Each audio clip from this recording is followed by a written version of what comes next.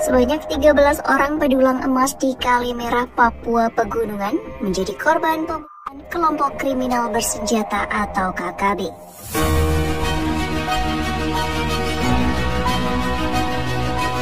Organisasi Papua Merdeka, Tentara Pembebasan Nasional Papua Barat, Dewas Papua.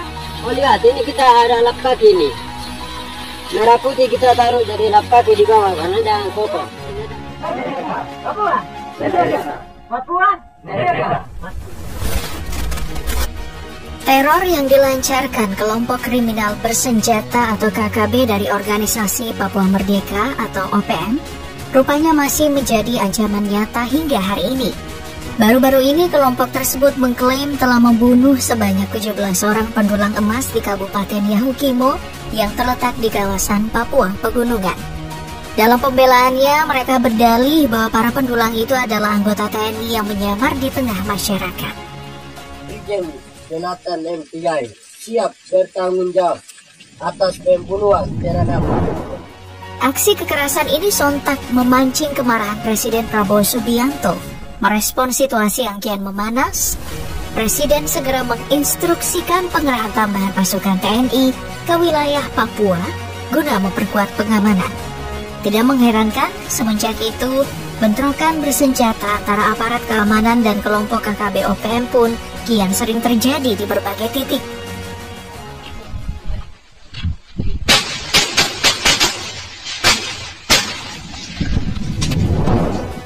Pergerakan OPM dalam beberapa waktu terakhir memang menunjukkan peningkatan aktivitas yang cukup mengkhawatirkan. Salah satu contohnya, Satgas Operasi Damai Kartens mengungkapkan keberhasilan mereka dalam menggagalkan transaksi jual beli senjata api senilai fantastis, yakni 1,3 miliar rupiah. Senjata-senjata tersebut dikabarkan akan dipasok langsung kepada kelompok separatis di Papua. Menariknya, pengakuan atas upaya penyelundupan ini juga datang dari juru bicara OPM sendiri, Sebi Sambung.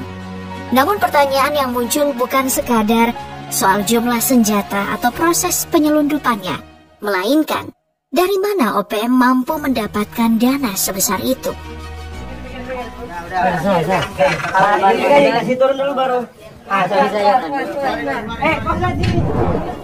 Pertanyaan ini tentu wajar mengemuka. Sebab, dengan kondisi mereka yang tersembunyi jauh di pedalaman hutan belantara, pengumpulan dana dalam jumlah besar semestinya menjadi tantangan besar.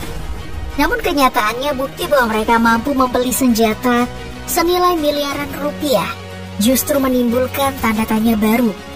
Bagaimana mereka bisa mendapatkan uang sebanyak itu?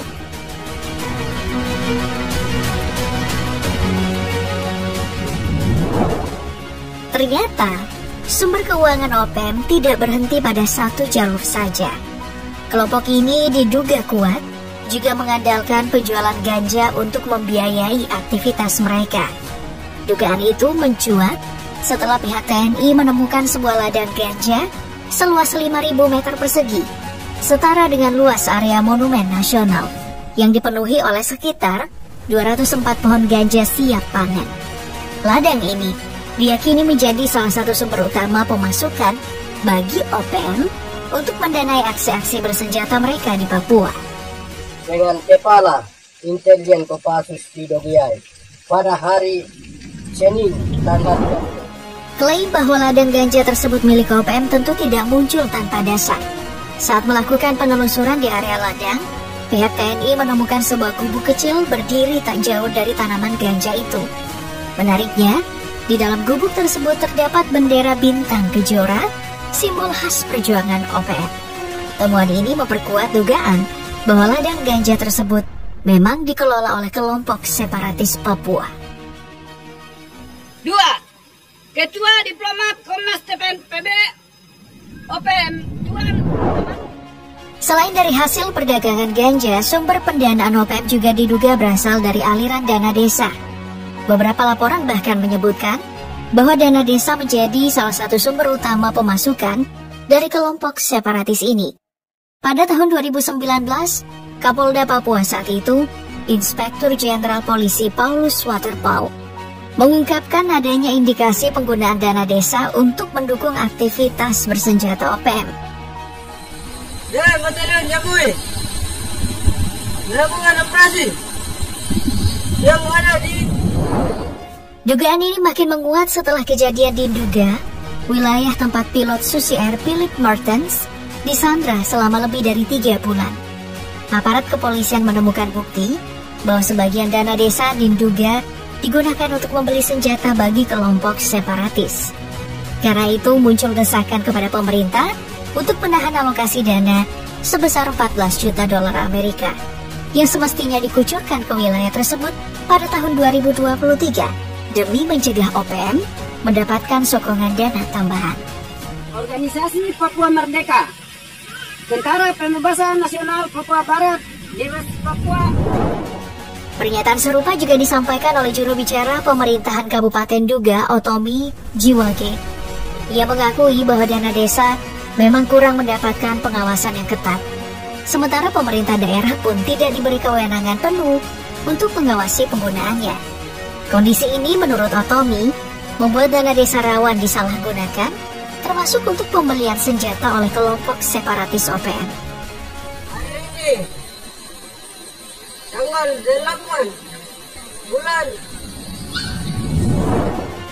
Di sisi lain, nama OPM juga sempat dikaitkan dengan gubernur nonaktif Papua, Lukas NMB.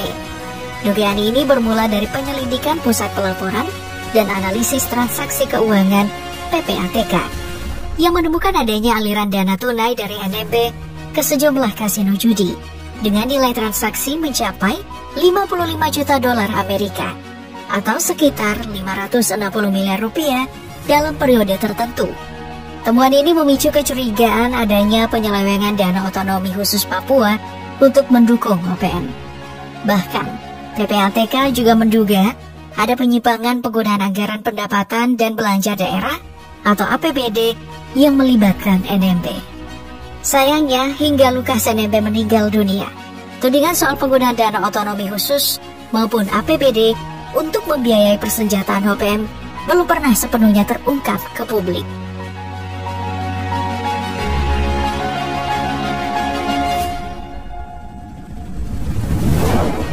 Kalau benar kelompok OPM menggunakan dana otonomi khusus untuk membeli senjata, maka jumlah uang yang mereka kelola bisa jadi sangat besar.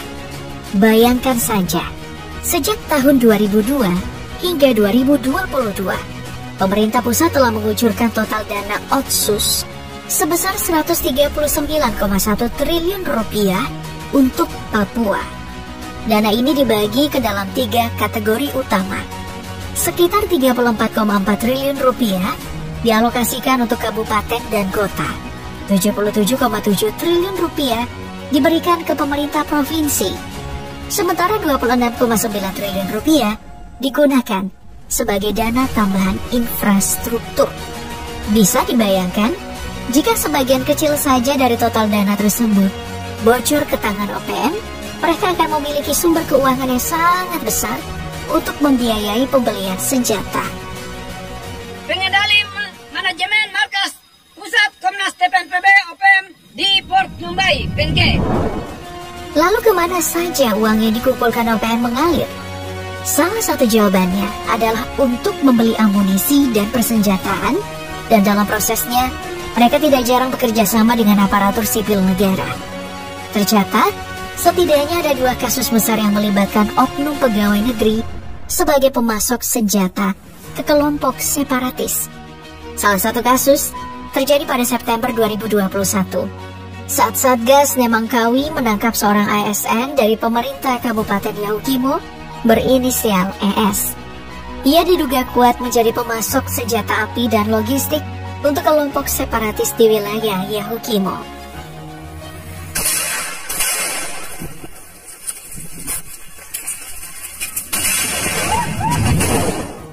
Selain mengandalkan perdagangan ganja dan penyalahgunaan dana desa, OPM juga memperluas sumber pendapatan mereka melalui aktivitas penambangan emas ilegal. Dalam laporan resmi Kapolda Papua, disebutkan bahwa kelompok separatis ini mengoperasikan tambang-tambang ilegal di berbagai wilayah seperti Paniai, Intan Jaya, hingga sebagian wilayah di Yahukimo.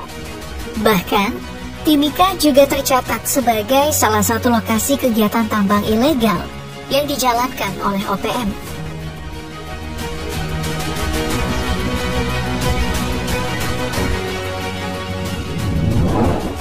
Namun timbul pertanyaan besar, bagaimana mungkin mereka bisa menjalankan tambang ilegal di banyak tempat tanpa terdeteksi atau dihentikan? Jawabannya terletak pada lokasi tambang yang sangat terpencil. Medan yang sulit dijangkau dan jarak yang jauh dari pusat pengawasan aparat keamanan membuat pengawasan menjadi sangat lemah. Kondisi ini dimanfaatkan sepenuhnya oleh OPM untuk menjalankan operasi mereka tanpa banyak gangguan. Hasil tambang emas inilah yang kemudian menjadi salah satu sumber pendanaan terbesar bagi OPM, memungkinkan mereka untuk terus membeli amunisi dan senjata dalam jumlah yang tidak sedikit.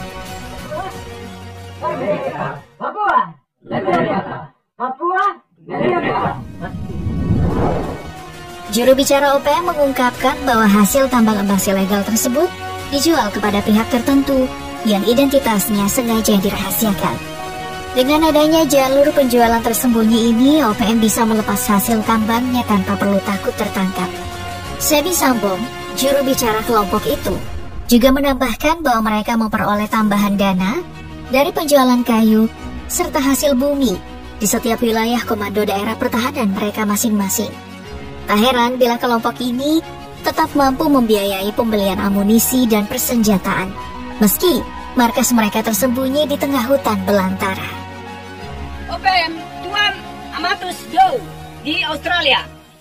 3. Selain sebagai sumber dana tadi, OPM juga dikabarkan kerap melakukan aksi penjarahan terhadap masyarakat sipil sebagai cara lain untuk mengumpulkan dana. Tindakan ini tidak hanya menambah daftar panjang pelanggaran hukum mereka, tapi juga memperparah ketakutan yang sudah lama menghantui warga Papua. Oh lihat, ini kita ada lap kaki ini.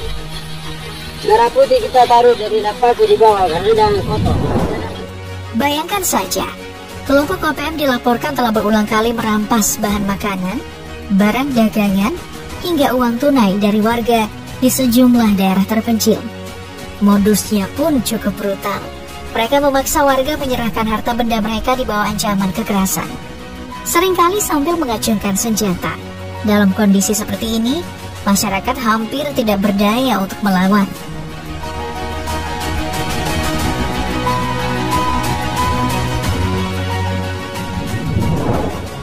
Namun, dampak dari aksi penjarahan ini tidak hanya soal kerugian materi. Para pengamat menilai, serangan terhadap masyarakat juga memicu gangguan sosial yang lebih dalam, mempengaruhi kondisi psikologis warga. Banyak penduduk kini hidup dalam ketakutan, enggan melakukan aktivitas harian, karena khawatir menjadi korban berikutnya dari kelompok separatis. Menyikapi situasi ini, TNI dan Polri terus meningkatkan upaya pengamanan, memperbanyak patroli di daerah rawan, serta memperkuat kehadiran aparat untuk mencegah kejadian serupa terulang di wilayah lain.